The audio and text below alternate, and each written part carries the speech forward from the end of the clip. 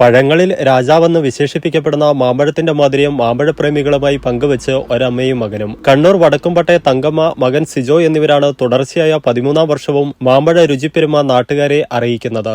ജൈവിക രീതിയിൽ മാമ്പഴങ്ങൾ പഴുപ്പിച്ച് വിൽപ്പനയ്ക്കെത്തിക്കുന്നതുകൊണ്ട് തന്നെ ഇവരെ തേടിയെത്തുന്നവരുടെ എണ്ണവും ദിനംപ്രതി വർദ്ധിക്കുന്നുണ്ട്. മാമ്പഴപ്രേമികൾക്കിടയിൽ നാടൻ മാങ്ങകൾക്ക് തനതായ ഒരു സ്ഥാനമുണ്ട്. ജൈവരീതിയിൽ പഴുപ്പിച്ചെടുക്കുന്ന ഇത്തരം നാടൻ മാമ്പഴങ്ങൾക്ക് ഡിമാൻഡും കൂടുതലാണ്. ഒരു വ്യാഴവട്ടത്തിലധികമായി തലശ്ശേരിക്കാരെ മാമ്പഴ രുചിയുടെ ലോകത്തിലേക്ക് കൈപിടിച്ച് നടത്തുകയാണ് വടക്കുംപാട്ടെ ലിസിയും മകൻ സിജോയും. വിവിധയിടങ്ങളിൽ നിന്ന് ശേഖരിക്കുന്ന വൈവിധ്യമാർന്ന മാമ്പഴങ്ങൾ ജൈവികമായി പഴുപ്പിച്ചാണ് വിൽപ്പന നടത്തുന്നത്. ഇവരെ തേടി സ്ഥിരമായി എത്തുന്ന ഉപഭോക്താക്കളും ഏറെയാണ്. നാടൻ മാമ്പഴങ്ങളിൽ തനതായ ഗന്ധവും രുചിയുമുള്ള കുറ്റ്യാട്ടൂർ മാങ്ങകളാണ് ആദ്യം ഇവർ വിൽപ്പനയ്ക്കെത്തിച്ചത്. ഇന്ന് 13 സ്റ്റാളുകളിലായി 40ഓളം തരം മാങ്ങകൾ വിൽപ്പന നടത്തുന്നുണ്ടെന്ന് ഇവർ പറയുന്നു.